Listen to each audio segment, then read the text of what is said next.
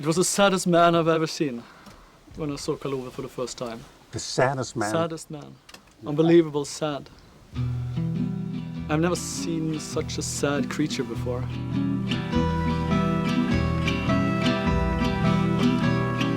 Traveling north to find you. Train was beating the wind in my eye. Don't even know what I'll find when I get to you. But suddenly now I know where I belong. It's many hundred miles and it won't be long. It won't be long. It won't be long. It won't.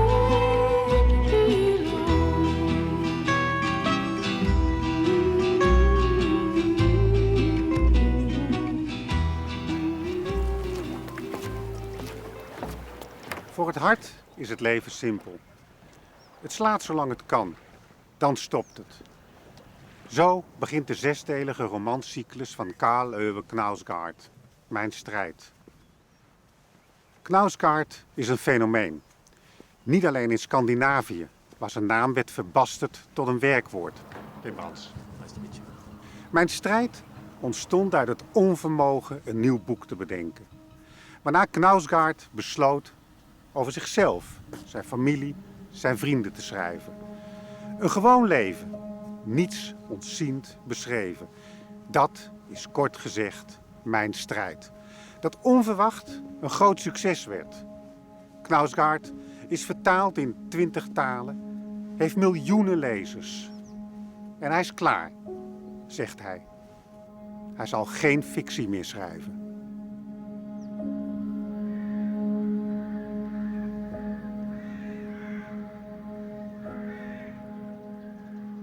What was it like to start writing Min Kampf? Was it your intention to start writing about your own life? No, it was an act of desperation. I really had nothing to write about, couldn't write about the subjects that I was interested in. So this was, if you can't write and you are a writer, that's a very desperate situation. It's very difficult. It was nothing like a writer's block, but I couldn't make it important to myself. So that was why I started to do this, just as, wrote a little bit, and then something happened, and then a little more happened, and then, this is at least something, and I have nothing else, I have no alternative, so this is the way I'm going. And it was, of course, a relief to just write about those secrets and understand that was possible. There is a Norwegian poet called Olav Hauge. I mention him in the book because I actually met him when I was 20. And he wrote diaries his whole life, from 1919 till 1990 or something, during the whole century. And he is living alone beside a fjord, don't know many people at all, write poems. That's it. And it's 5 volumes, and it's amazing. And it's kind of repeating himself. There's nothing that should be good in there, but it still is. I read it as a kind of a comfort. When I was in a crisis, I read this as a comfort. And what kind of crisis I have to think of? It was in my marriage, my marriage before this. We had a crisis, and I went on an island. We're living 3 people there in the middle of the sea. And I should write, but all I could do was thinking of killing myself or running away, or I couldn't write. But I was there for 3 months, and then I read him. Every evening I read him, and have the feeling of there is a purpose, there is a meaning, there is a kind of kindness, there is a literature as comfort. What do you mean by there is a meaning? There is a meaning. That's what you said. Yeah, because I have often the feeling that I'm longing for meaning. I want meaning, but I can't see no meaning. And it has nothing to do with the world. It's all to do with my own psychology, I guess. And it's terrible. Everything is grey. Everything is without value. Even now, on a sunny day. No, I'm a bit better mood this day and at the moment. But I still have that in the midst of the family with the kids, and everything is fantastic, but not for me. So I don't feel much joy, and I'm almost never happy. So I'm fighting that feeling, and that because that's one of the 7 death sins, not to appreciate being alive, not appreciate the world, and that's very difficult for me. And that's one of the reasons I'm writing, because writing is deeply meaningful to me.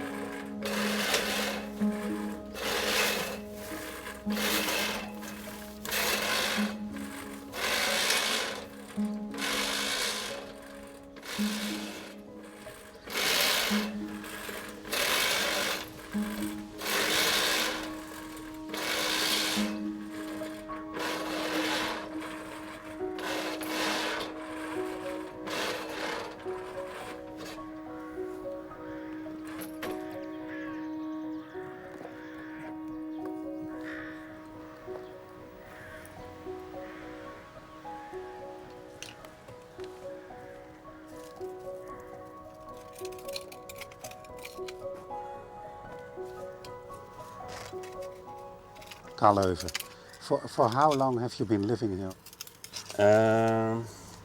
2 years. 2 years. Yes. We have owned the house for 3 years. Is gardening a way or a method to keep you sane?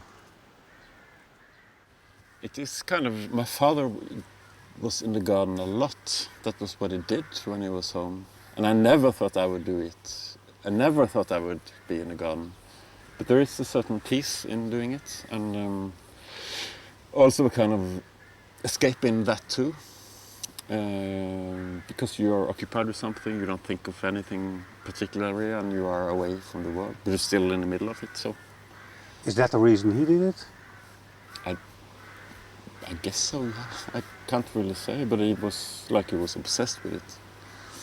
And it is a way to be in the family, but at the same time being a little bit outside of it, Because the kids don't want to help me out, so they're just playing around, but I'm here, which is a good thing.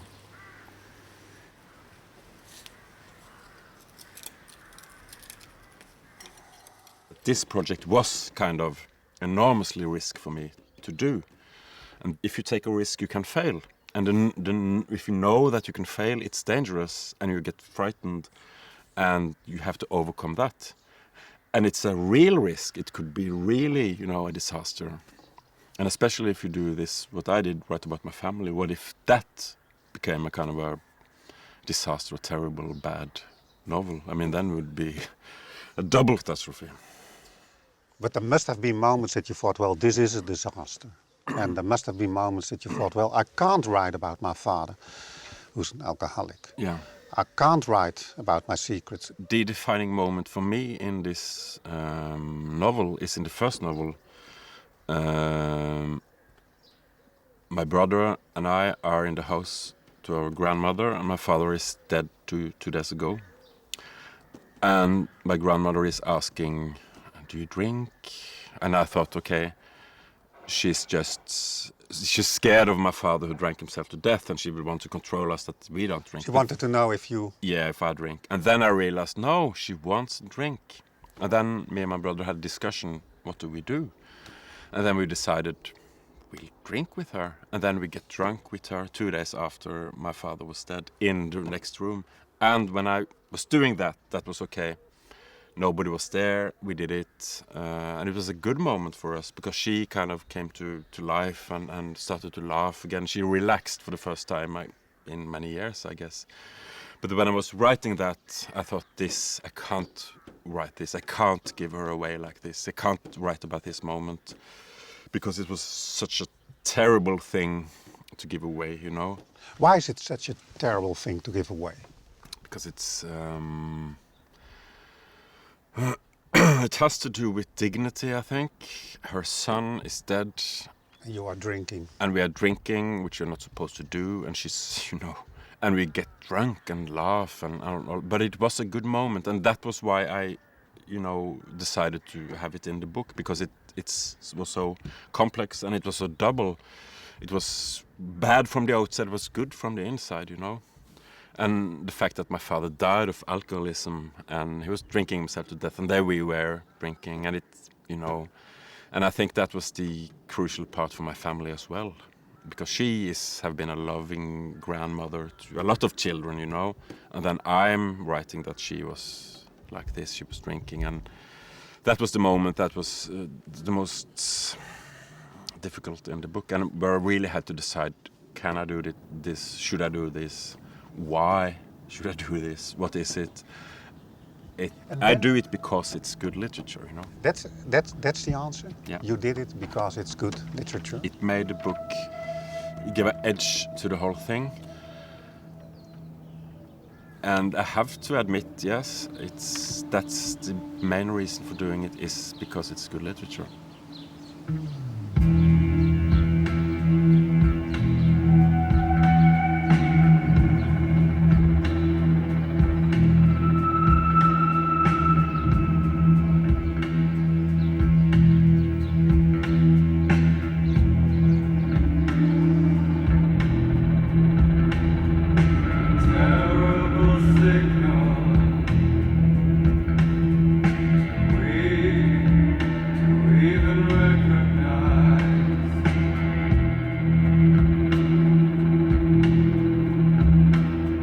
Nadat ik mijn glas met Sprite had bijgevuld, pakte ik de fles wodka, die mijn blik op oma versperde, en zette hem op de vensterbank. Wat doe je nou, vroeg Ingwe. Zet je de fles op de vensterbank, zei oma. Blozend en in de war greep ik de fles en zette hem weer op tafel. Oma begon te lachen. Hij zette de fles drank op de vensterbank. Ook Ingwe lachte. Ja, de buren moeten vooral zien dat we hier zitten te drinken, zei hij.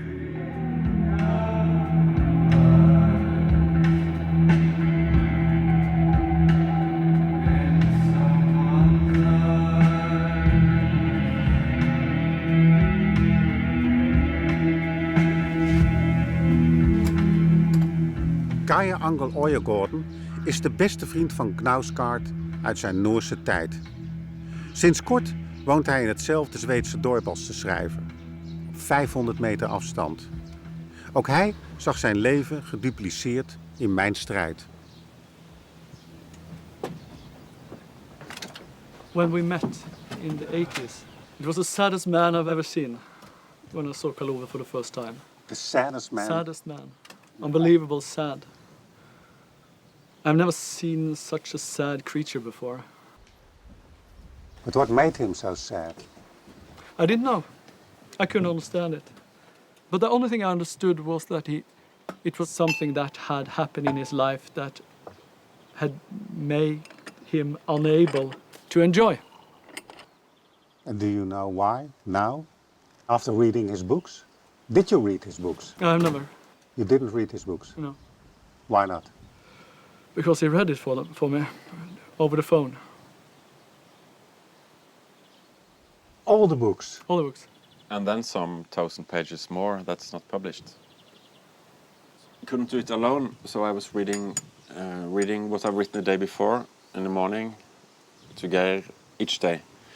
And he was saying, keep on, go ahead. And then we were discussing what this was about and where we could go. And then I did the same thing the next day and on and on. And then there's the moment that he writes about you as a friend. Well, I don't think nobody likes to be written about if they don't get celebrated. If the author don't tell what an unbelievable, talented, intelligent, beautiful, sexy kind of person you are. You don't like to be written about. Most of us are like that. I remember the first time he read what he had written about me, and I remember I get angry. We didn't talk on the phone for 3 days, I think. Oh. I wrote about your body language, and I remember I wrote the way you walked. Like a duck. Yeah. Like a ballet dancer or a duck. Yeah. I remember that. Yeah. You will probably remember that till the day you Yes, die. now it's come back to me, yes. And then the things he said, and it was the first impression of him I had. Het viel me op dat zijn voeten elk een kant op wezen als hij liep. Uitgespreid, als die van een eend. Dat was iets dat me altijd al had tegengestaan. Balletdansers lopen ook zo. Ik had een keer iets met een meisje dat aan ballet deed. Het was een van de weinige dingen aan haar die me niet bevielen. Dat ze zo met haar voeten liep.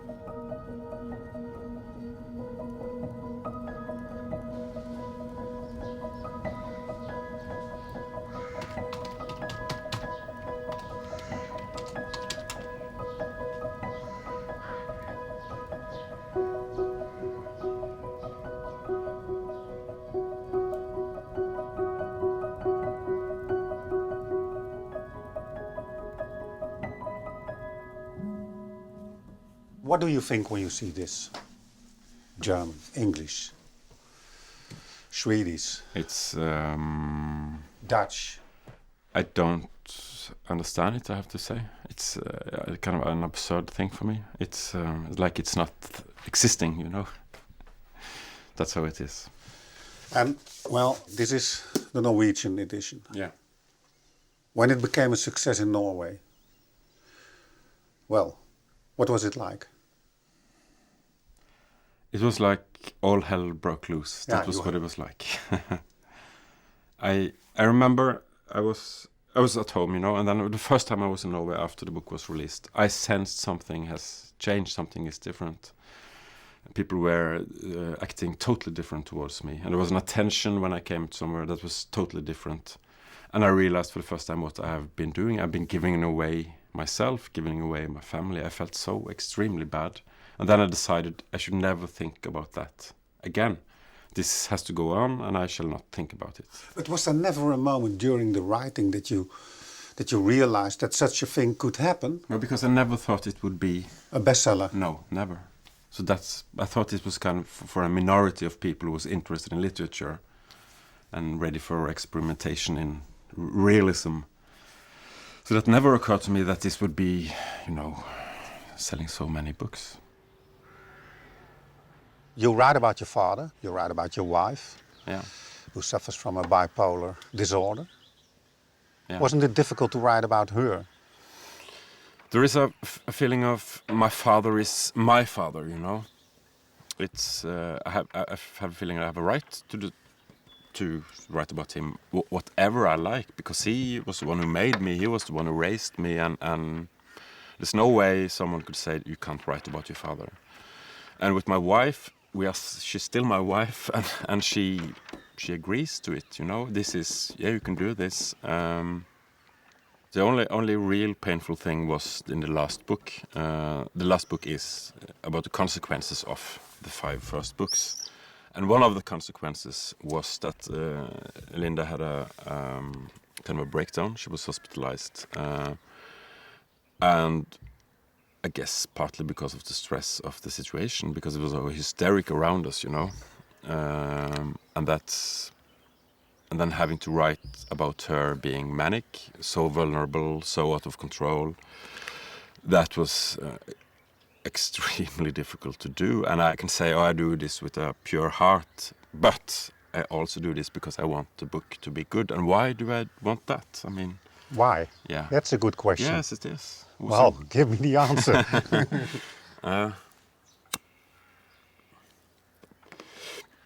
It's the core of this, doing something like this. It's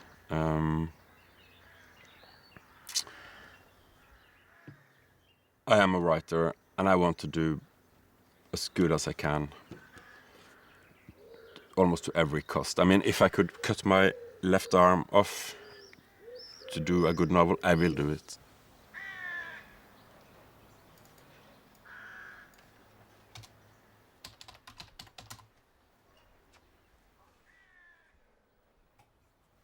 For how many hours a day did you work on these novels? The longest I've been writing non-stop, which is in the book, is 24 hours. 24 hours? Yes. I can write longer. Without stopping? Yes, because I have to save the novel. It was a second novel, and I needed a sequence, very long sequence about falling in love, because without that sequence the book would be too dark. So I wrote 50 pages in 24 hours about falling in love, and that I just needed to stay put, you know. I needed to write very, very fast to get the deadline. What happens with falling in love when you go on for 24 hours? You're almost getting there yourself. You get kind of manic and get in a very high state of mind in a way, and you don't care about anything, which you don't know you're full in love as well. So, but what does that mean when you write in a manic state? I have only been there for maybe 10 times or so, but it's this very good place to be, and it's like being drunk, but with you have some control still. I mean, you are aware of yourself in a different way. Drunk is you feel, ugly afterwards when you've been drunk. I do, but when I'm been writing like that, it's good. It's a kind of ecstasy. And I think all writers are aiming for that moment, because every writers know that it exists, but it's just very difficult to get there. But you're sure they're aiming for that moment? All of them? If not, I don't think they are writers. I'm afraid so. Because why not? Because the only reason to write is that moment of joy, I think. You know there is something that is you are connecting to that is much wider and bigger than yourself. And if you're not looking for that place, why should you write?